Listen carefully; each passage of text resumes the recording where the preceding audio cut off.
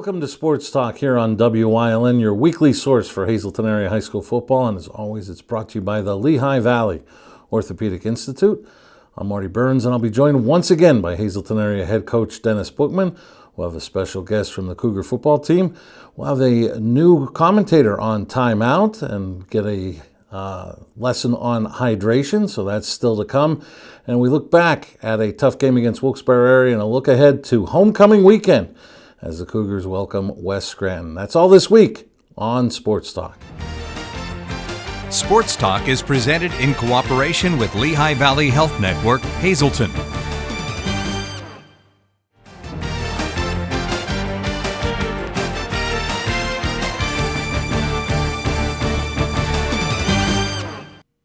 Welcome back to Sports Talk here on WYLN, your weekly source for Hazleton Area High School football. And as always, it's brought to you by the Lehigh Valley Orthopedic Institute. I'm Marty Burns, joined once again by Hazleton Area head football coach Dennis Buchman. And Coach, we've talked about it for years. Anytime you're going to go up against a Ciro Cinti team, you know what you're going to get. They're going to line up and they're going to want to be physical with you. And the second half of that game Friday night at Harmon Geist, they were.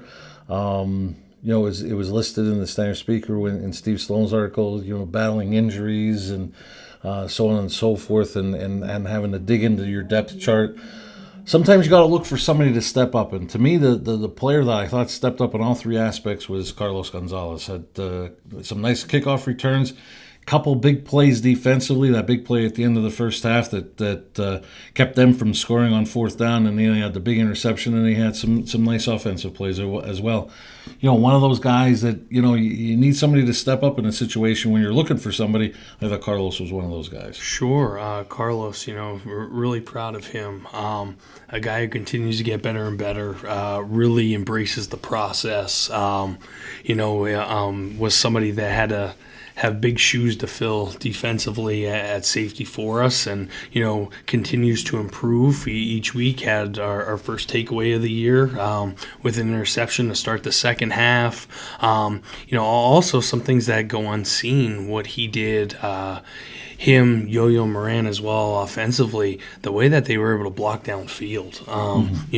Just so selfless there, and being able to truly, the way that you create big-time chunk plays in the run game is when your receivers are working downfield and being able to block for their teammates, their brothers. And, a bunch of our receivers did that Friday. It was unfortunate. We really feel, once again, week 4, we let one slip away.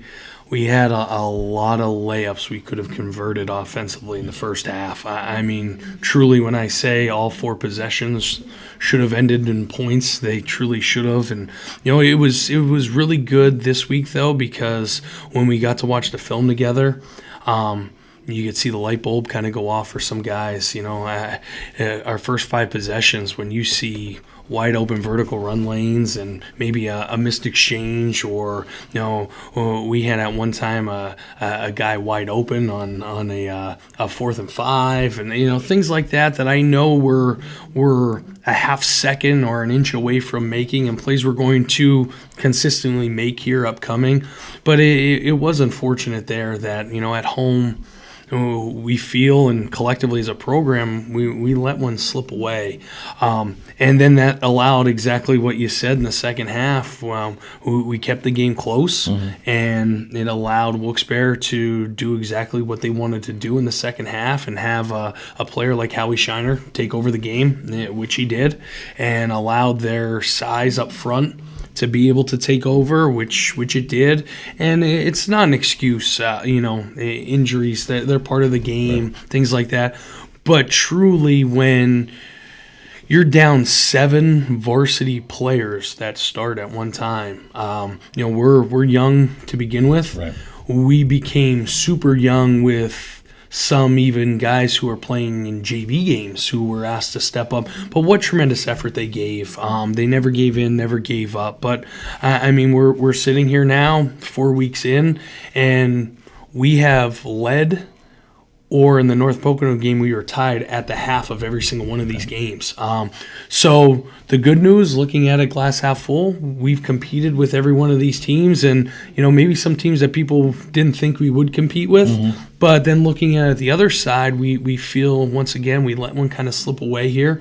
But as I told our guys, when you look at the makeup of the entire conference this year, District 2 as a whole, it seems like each week teams are taking turns, beating one another, coming back. So all of our goals are still in front of us here. We have an entire half season plus a game here with 6 games left to play. We're really excited to once again get back to the den this week to work. And as you said, it's homecoming. What a way to close out this first half of the season against a much improved West Scranton team. We're excited. This group's so special. They love each other. They truly buy into our 3 pillars of trust, love, and commitment. They continuously get better. They're eager to get better, and they play so hard for one another and myself and our staff and our program. And, as we talked about last week, the improvement we've made from the winter to the spring to the summer and now to the fall each week. I mean, it is marked improvement. We knew this would be a process, and our guys continue to buy into the process and understand that the results are going to come. And before we get to the highlights, one interesting thing that you said there in your first answer was about film study. And we talk so much about how critical it is, do your film study on your next opponent just so you have an idea of what to expect, that type of thing.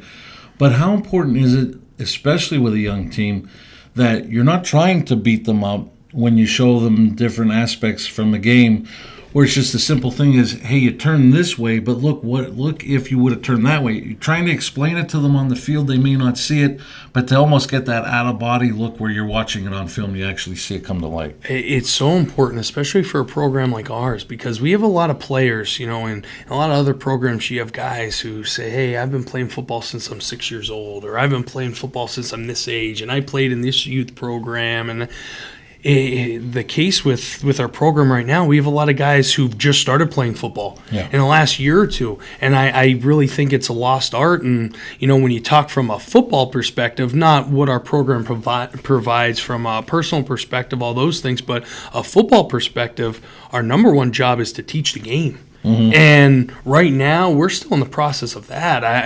Just teaching the intricacies of the game, the technique, the schematics, the rules. I mean, all those things. There's things that pop up each week here, with some guys, and there's great teachable moments in every practice, in every game. And that's kind of just the maturation process with some of these guys. I mean, we have some guys who are stepping on the field, not their first time in a varsity football game. Their first time in a football game, period. Right. Never playing before, so that's so important. And it is really important to make sure that you drive home your point. And, my point this week was, look how good we are. We're setting ourselves up for success. The thing is now we're not consistently executing. And when you play in the league we do, when you play the schedule we do, when you play against the opponents we do, they're going to take advantage of the mistakes or maybe the missed opportunities that you don't have. So I thought that was really important this week, especially just to see when we have a chance for 14 layups, so to speak, with chunk plays or touchdowns in the first half on 4 series. We only convert and score on 1 of those. It's really important for our guys to be able to understand, hey, listen, schematically we're clean. Now it's time to be consistent in execution here, and how football is a beautiful game. You need all 11 guys to work together on every single play. And if there's not even a missed assignment, but something goes wrong in one position area or one area, it's magnified because it doesn't give you the ability to get that chunk play that you were missing or make that defensive stop you needed to. So certainly, film, being able to just teach the game, learn the game is so important.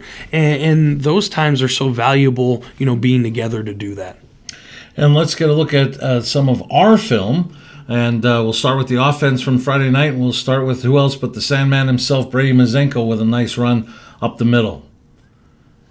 Brady Mazenko here. This is the first play of the football game here. You see Brady Mazenko, big chunk play there to get us started. And how about this screen pass to Peralta? How about the arm angle? First of all, by Austin Wilson, changing his launch point. You see Brian Calcato, Peter Youngcourt, who had an absolutely spectacular game. Then J.C. Peralta being able to work with the football. And we'll look at this play twice. A nice run by Bryant Diaz. Bryant Diaz, he's one of those guys we talk about. He's making his first varsity starts, his first football starts, period. He just continues to get better and better. Tremendous athlete, incredible person. I actually taught him when he was at McAdoo at one time, so there's some background there too. And just so proud of Bryant. He continues to get better and better, and he loves it. He loves the program. He loves coming every day. Loves seeing Brian. He's smiling, eager to get better and improve. And we're going to get a look at your touchdown, Ryan Van Gilst. Originally it was called a fumble, but we seem to think that the ball didn't come loose until he was down in the end zone. Riley Van Gilst, another guy, just continues to improve each and every week. So excited for him. Every time he touches the ball, there's a splash play made. Really smart football player as well in terms of X's and O's. And you see here his first varsity touchdown.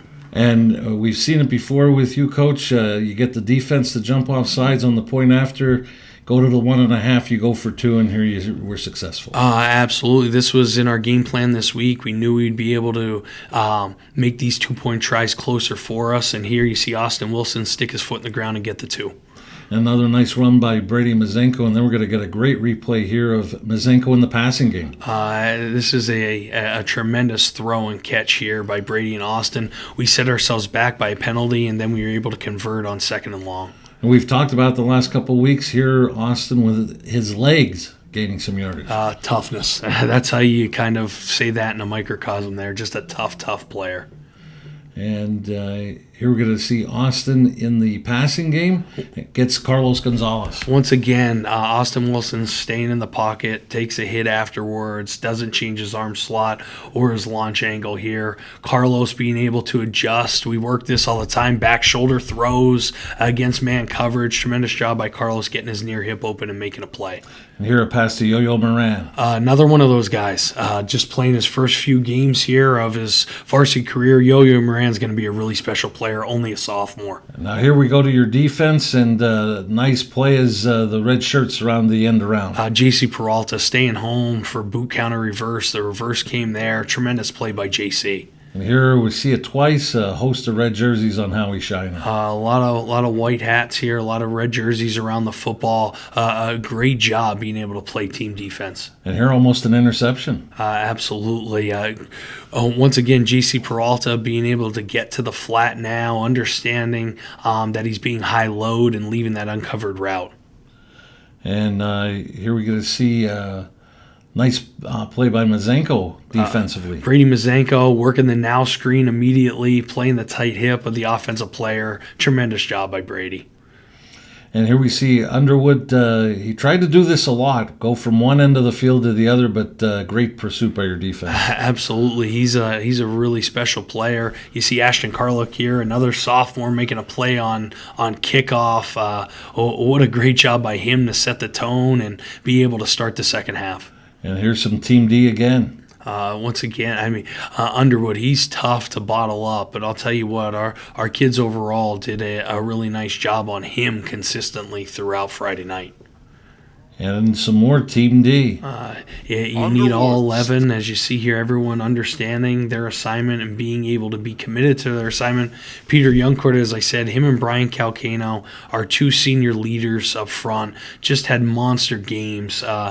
They leave it all out there. The respect I have for all of our players, but seniors like that, we talk about it's kind of a countdown here with every week that goes by. It's another opportunity to be able to compete together, and it's so special.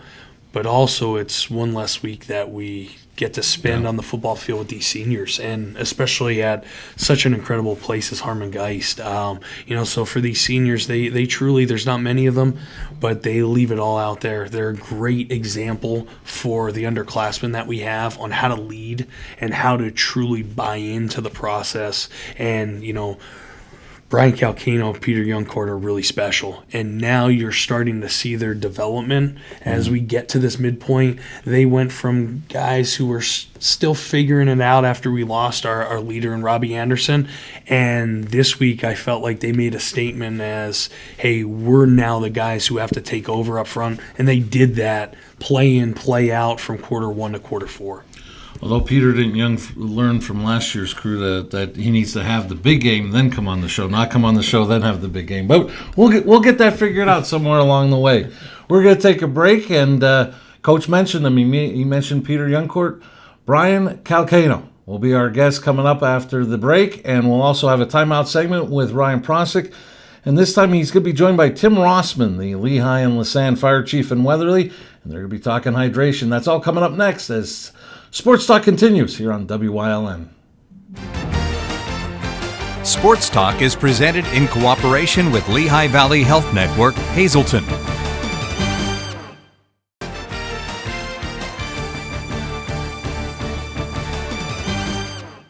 Welcome back to Timeout. I'm joined by Fire Chief Tim Rossman of the Lehigh Lasan Fire Company. Tim, how's it going? It's going good. So today we're going to talk about hydration because hydration is important for athletes and it's important for firefighters. Absolutely. Athletes have all that gear and then firefighters have even more gear. So tell us a little bit about hydration, how important it is. It's very important. It has a lot to do with your muscles and your internal organs, and a lot of bad things can happen if you become dehydrated. So It's important for firefighters, but can you expand a little bit on the athletes, why it'd be important for the athletes? You said the muscles. I know they're running around in pads. It's not comparable to firefighting, but right. Well, it's basically the same thing. I mean, they're out there. I mean, working their hardest. yeah, they're working their hardest, and you have whatever sport that they may be taking part in. It could be 100 degrees outside, like we recently experienced. Where it became very, very warm, and you're out there practicing or playing, and you're really struggling. Mm-hmm. It's even important to stay hydrated in the cold too, even if it's not 100 degrees. Absolutely, absolutely. For our people, we provide the hydration drinks as well as coffee and different things of that nature to keep the inside of the body temperature up so that nobody's getting really, really sick. Yep, electrolytes are important as well. Absolutely. We have special electrolyte drinks that we actually can add to bottles of water just for that purpose. Athletes have those as well, but Yep, absolutely. that concludes this segment of Timeout. I'd like to thank Fire Chief Tim Rossman for joining us. We'll see you next time. Sports Talk is presented in cooperation with Lehigh Valley Health Network, Hazleton.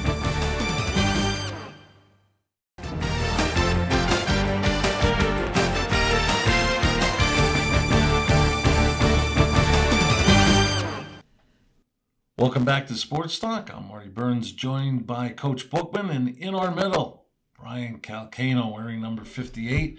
Brian, thanks for joining us this week. Yep. So, talk about what Coach talked about in the previous segment. Specifically yourself and Peter Youngcourt working together up front on both sides of the line and just being those leaders. I mean, yeah, me and Peter, we go since JV year. Me and him knew each other for a lot of years now, and it's just like a chemistry me and him have. And then to be able to extend that leadership down to the rest of the guys on the line, the things that you both yourselves have seen to try to give pointers or different things to help the rest of the line so that you guys can gel and be that dominant unit. Yeah, we just try to keep everybody together in the line. We know, like, our right side is pretty young, so we just got to keep them up and keep them positive. And you mentioned a key thing with positive. Sometimes in different spots in the game, things can go a little south for you. Yeah. And how do you keep the guys from not getting down and having things snowball? We just keep them up and we tell them just play the next play. And we've talked about it. Last year we talked about it. 4 out of the first 5 were on the road. This year, 4 out of the first 5 are at home. So all of a sudden, homecoming weekend is here for you as a senior. Just talk about how quickly that especially your home campaign is winding down. I'm really excited. Yeah, I'm trying to play homecoming. It's a really big moment for us seniors and underclassmen too. Well, Brian, thanks a lot for joining us. Let's get back on the winning track Friday against West Scranton. Good luck and thanks for joining us. Yes, sir. Thank you. Have a nice day. You too, sir. And we'll be back to talk about West Scranton and homecoming weekend right after this. Sports Talk is presented in cooperation with Lehigh Valley Health Network, Hazleton.